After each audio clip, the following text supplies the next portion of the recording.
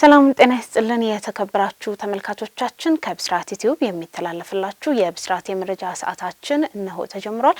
ከመረጃዎቹ ጋር እኔ ምረት ታደሰ እንዲሁም ባልደረባዬ ሰብል አበበ አብረናችሁ ቆይታ እናደርጋለን።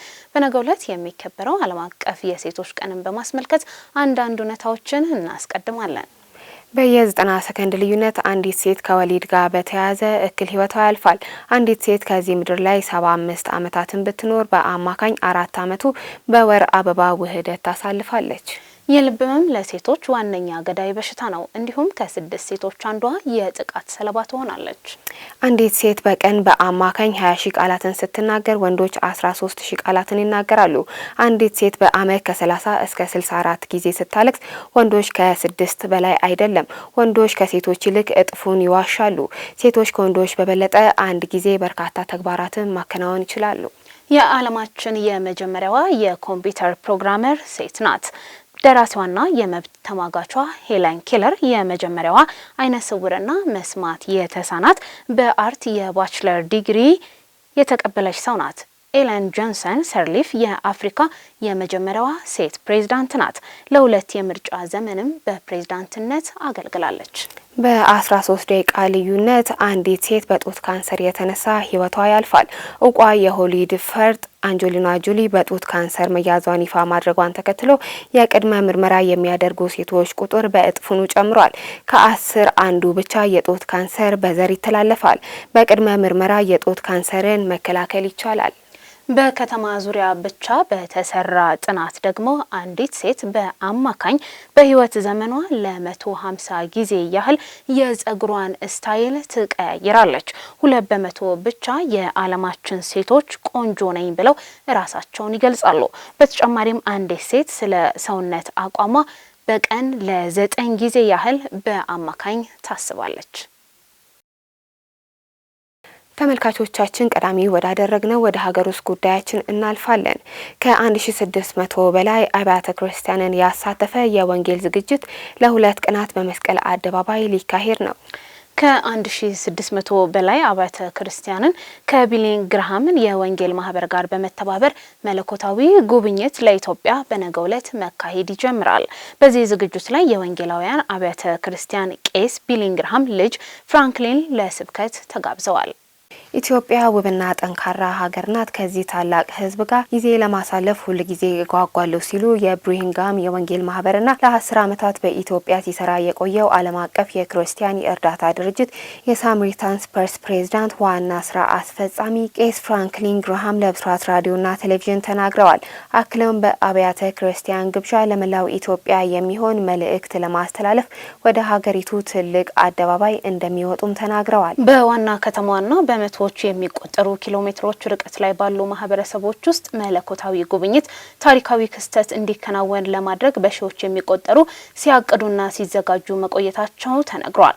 የኢትዮጵያ የወንጌል አማኞች አብያተ ክርስቲያናት ካውንስል ዋና ጸሐፊ ቄስ ደረጀ ጀንበሩ መለኮታዊ ጉብኝት ለኢትዮጵያ ዝግጅት በነጻ የሚከናወን መሆኑን ገልጸዋል። በዚህም ከቀኑ 7 ሰዓት ጀምሮ ከአሜሪካ ክርስቲያን ሙዚቀኞችና በደርዘን የሚቆጠሩ ኢትዮጵያውያን ዘማሪዎችና ቡድኖች ጋር የቀጥታ ዝማሬ እንደሚኖር ገልጸዋል። ፍራንክሊን ግርሃም በዓለም ዙሪያ ከ100 በሚበልጡ ሀገራት ለሚገኙ ስደተኞች በጦርነትና በተፈጥሮ አደጋ ለተጎዱ ለድሆችና ለችግረኞች እርዳታ የሚሰጠውን ሳማርቲያንስ የተባለውን የክርስቲያን የእርዳታ ድርጅት እየመሩ እንደሚገኙ የኤደን ሽመልስ ዘገባ ያመለክታል። የአንገት ሐብል ደብቀሻል በሚል ሰበብ የ10 ዓመቷ ታዳጊ ላይ የአካል ጉዳት ያደረሰችው ግለሰብ በእስራት ተቀጣች። በሻሸመኔ ከተማ አስተዳደር በርሲባ ክፍለ ከተማ ፈለቻ ወረዳ ውስጥ የአንገት ወርቅ ሐብል ደብቀሻል በሚል የ10 ዓመቷን ታዳጊ የአካል ጉዳት ያደረሰችው ግለሰብ በእስራት እንደተቀጣች የተወሰነባት መሆኑን ብስራት ከሻሸመኔ ከተማ አስተዳደር አቃቤ ሕግ ጽሕፈት ቤት ያገኘው መረጃ አስረድቷል። ተከሳሿ ለጊዜው ስሟ ያልተጠቀሰው ግለሰብ በሻሸመኔ ከተማ አስተዳደር ሲርባ ክፍለ ከተማ ፊለቻ ወረዳ ውስጥ ነዋሪ የሆነችው የ10 ዓመት ልጅ ለማሳደግ ከወላጆቿ ተረክባ ሚያዝያ 8 ቀን 2016 ዓ.ም ከምሽቱ 3 ሰዓት ላይ የአንገት የወርቅ ሐብል ሰርቀሽ ደብቀሻል በሚል ሰበብ የ10 ዓመቷ ታዳጊ የብረት ማንኪያ በእሳት በማጋየት የተለያዩ የሰውነት ክፍሎቿን በጋለ የብረት ማንኪያ አቃጥላ ጉዳት እንዳደረሰችባት ተገልጿል። ከዚህ ሌላ ተከሳሿ በዱላ የፊት ጥርሷ ላይ በመምታት ባደረሰችባት ጉዳት የፊት ጥርሷ አንዱ የተሰበረ ሲሆን ተከሳሿ ድርጊቱን እንዳይታወቅባት ተጎጂዋን ልጅ ቤት ውስጥ ሸሽጋ ስታስቀምጣት የአካባቢው ነዋሪዎች ለፖሊስ በሰጡት ጥቆማ በቁጥጥር ስር ልትውል ችላለች። ፖሊስም በተከሳሿ ላይ ባደረገው ምርመራ የአንገት ወርቅ ሐብል ሰርቀሽ ደብቀሻል በሚል ሰበብ የአካል ጉዳትና የአካል ማጉደል ወንጀል መፈጸሟን በሕክምና ማስረጃ ማረጋገጡን መግለጫው ገልጿል።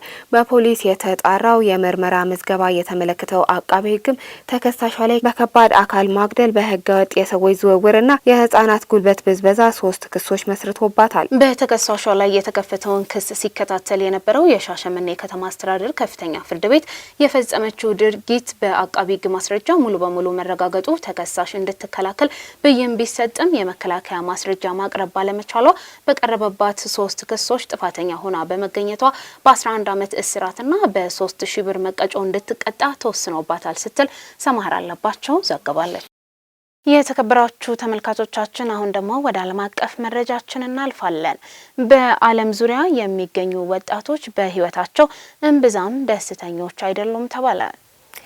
አንድ በቅርቡ ይፋ የተደረገ ጥናት እንደሚያሳየው ከሆነ ምንም እንኳን ደስታ እድሜ በጨመረ ቁጥር እየጨመረ የሚሄድ ቢሆንም ከዚህ ቀደም ከነበረው አንጻር ሲታይ ግን አሁን ዘመን ወጣቶች በህይወታቸው እምብዛም ደስተኛ አይደሉም ተብሏል። በ6 እንግሊዝኛ ተናጋሪ ሀገራት ላይ በተደረገው ጥናት መሰረት የአሁን ዘመን አፍላ ወጣቶች ከዚህ ቀደም ከነበሩ ትውልዶች የባሰ ድባቴ ውስጥ እንደሚኖሩ አሳይቷል። በአሜሪካ ብሔራዊ የኢኮኖሚ ኮሚሽን የጥናት ቡድን የተሰራው ጥናት ከጊዜ ወደ ጊዜ የወጣቶች በህይወታቸው የመርካት መጠን እያሽቆለቆለ መሆኑን ገልጿል። በጥናቱ ላይ የተሳተፉት የሳንዲያጎ ዩኒቨርሲቲ ሳይኮሎጂስት ጄን ታወንግ እንዲሁም የዳርትማውዝ ዩኒቨርሲቲ ኢኮኖሚክስ ዴቪድ ብላንች ፍላወር ጥናቱ ከአውስትራሊያ፣ ካናዳ፣ አይርላንድ፣ ኒውዚላንድ፣ ዩናይትድ ኪንግደም እና ከአሜሪካ በተውጣጡ ወጣቶች ላይ መሰረት አድርጎ መሰራቱን ገልጸዋል። በጥናቱ መሰረት የደስታ መጠን ቅነሳው እድሜያቸው ከ12 እስከ 25 ባሉ ወጣቶች በብዛት የሚስተዋል ሲሆን ከዚህ የእድሜ ክልል የሚገኙ አፍላ ወጣቶች ከሌሎች በእድሜ በሚበልጧቸው ሰዎች ከፍ ባለ መጠን በብዛት ወደ ድባቴና ጭንቀት ውስጥ እየገቡ መሆናቸው ተገልጿል። በሌላ በኩል ደግሞ ቀደም ሲል ከተጠቀሰው የእድሜ ክልል ውጪ ያሉ ሰዎች በተሻለ መጠን ደስተኛ ናቸውም ተብሏል። እድሜያቸው ከ12 እስከ 25 የሆኑ ወጣቶች ድረ ኮቪድ ባለችው ዓለም ነገሮች ቀላል አልሆኑላቸውም የሚለው ጥናቱ በየጊዜው የሚመጡ የቴክኖሎጂ ውጤቶችና የተረጋጋ የገቢ ምንጭ አለመኖር ለደስታ ማጣታቸው አንደኛው ምክንያት መሆኑ ተገልጿል። እንደ ጥናቱ ከሆነ ወጣቶች ኢንተርኔት መጠቀም የሚያሳልፉበት ጊዜ እየጨመረ በሄደ ቁጥር ደስታቸው በዛ ልክ እየቀነሰ ይሄዳል ያሉ ሲሆን ይህ ደግሞ ከዚህ ቀደም የነበሩት ትውልዶች በተሻለ ሁኔታ ደስተኞች ሊሆኑ ችለው የነበረው ዝቅተኛ የሆነ የኢንተርኔት ተጋላጭነት ስለነበራቸው ነው ተብሏል። እንደ ኢሮፓያን አቆጣጠር በ2024 የተደረገ ሌላ ጥናት እንደሚያሳየው ከሆነ ደግሞ ከ4 አሜሪካውያን 3ቱ ስልካቸው እጃቸው ላይ በማይኖርበት ሰዓት በተሻለ ሁኔታ ደስተኞች እንደሚሆኑም ያሳያል። ይህም ለበርካታ ወጣቶች ደስታ ማጣት ቀንደኛው ምክንያት የማህበራዊ ትስስር ገጽ አጠቃቀማቸው ነው የሚል ድምዳሜ ላይ እንዲደረስም አድርጓል። ከፍቅረኛዬ ጋር ለመጀመሪያ ጊዜ አደጋ አጋጠመኝ በማለት ታሪካቸውን በማህበራዊ ትስስር ገጽ ላይ ያጋሩ ጥንዶች ቁጣ እንቀሰቀሱ። ሁለቱ ወጣት ጥንዶች ፍቅርን ከጀመሩ ወዲህ የመጀመሪያ አደጋ እንደገጠማቸው ለመግለጽ በፊታቸውና ጭንቅላታቸው ላይ የደረሰባቸውን አደጋ የሚያሳይ ምስል ከፍቅሬ ጋር የመጀመሪያ አደጋችን የሚል ጽሑፍ አክለው በፌስቡክ ላይ ማጋረታቸውን ተከትሎ መነጋገሪያ ሆነዋል። አነጋጋሪው የፌስቡክ ልጥፍ ጥንዶቹ በምን ያህል ደረጃ በእለት ተእለት ህይወታቸው ላይ የሚገጥማቸውን ነገሮች በማህበራዊ ትስስር ገጻቸው ላይ ማጋራታቸውን አለባቸው በሚል ክርክር አስነስቷል። በተለይም ደግሞ የልጥፉ ባለቤት የሆነችው እንስት ስለ አደጋው አስከፊነት ሳይሆን ከፍቅር አጋራጓ በመሆን ያሳኩት ነገር አስመስሎ ልጥፉ ማጋራቷ በርካቶችን አስከፍቷል። የሚታዩ የአደጋ ጉዳቶችን የያዘ የፌስቡክ ልጥፍ ቫይራል ለመሆን ጊዜ አልፈጀበትም። ነገር ግን ልጥፉ ጥንዶቹ በጠበቁት መንገድ አልነበረም ቫይራል የሆነው። በተጋራው ምስል አንድ ጭንቅላቱ በቫንዴጅ የተጠቀለለ ወጣትና አንዲት ግንባሯ፣ አፍንጫዋና እጇ በፕላስተር የተለጠፈች ወጣት የሚያሳይ ሲሆን ከስሩ የተጻፈው ነገር ግን ስለ አደጋው አስከፊነት ሳይሆን ጥንዶቹ አብዛኛውን ጊዜ ለመጀመሪያ ጊዜ ከፍቅረኛዬ ጋር እንዲህ አደረግን እንደሚሉ ሁሉ ለመጀመሪያ ጊዜ ከፍቅረኛዬ ጋር አደጋ አጋጠመን የሚል ጽሑፍ ነበር የነበረው። ታዲያ ለስላቅ ወደ ኋላ የማይለው የማህበራዊ ትስስር ገጾች አስተያየት ሰጪም በአደጋው ጥንዶቹ አንድን የህይወት እቅድ ያሳኩ እስኪመስል ድረስ የእንኳን ደስ አላችሁ መልእክት ለማስተላለፍ ጊዜ አልፈጀበትም። ነገር ግን ይህ ያልተለመደ ክስተት የማህበራዊ ትስስር ገጽ ተጠቃሚዎችን በሁለት ጎራ ከፍሏል። አንዳንዶች የጥንዶቹን ችግር ቀለል አድርጎ የማለፍ ጥበብ ሲያደንቁ የተስተዋሉ ሲሆን፣ ሌሎች ደግሞ ለአሁኑ ጊዜ ወጣቶች ሁሉም ነገር ቀልድና ላይክ መሰብሰቢያ መንገድ ነው ሲሉ አስተያየት ሲሰጡ ተስተውለዋል። ሌሎች ደግሞ የአሁን ጊዜ ፍቅር ከሌሎች ነገር በላይ በማህበራዊ ትስስር ገጾች ላይ ተወዳጅና ትኩረት የሚስቡ ጥንዶች መሆንን ይመርጣሉ ያሉ ሲሆን፣ ገሚሶቹ ደግሞ ፍቅር ማለት ሀዘንና ደስታን መጋራት ነው፣ ደግ አደረጉ ሲሉ ተደምጠዋል። በጥንዶቹ የፌስቡክ ልጥፍ ከተቀመጡ አስገራሚ አስተያየቶች ደግሞ ፍቅር ከጀመራችሁ ወዲህ የመጀመሪያ አደጋ ስለገጠማችሁ ደስ ብሎናል፣ ሁለተኛውን በጉጉት እንጠብቃለን የሚለው የበርካቶችን ቀልብም ስቧል። ተመልካቾቻችን እስካሁን ስትከታተሉት የነበረው ከተወዳጁ ጣቢያችን ብስራት ዩቲዩብ ቻናል ወደ እናንተ ሲደርስ የነበረው የመረጃ ሰዓታችን ነው። መረጃዎቹን ወደ እናንተ በማድረስ ምህረት ታደሰና እኔ ሰብል አበበ ከእናንተ ጋር የጋራ ቆይታ አድርገን ነበር። መልካም ቆይታ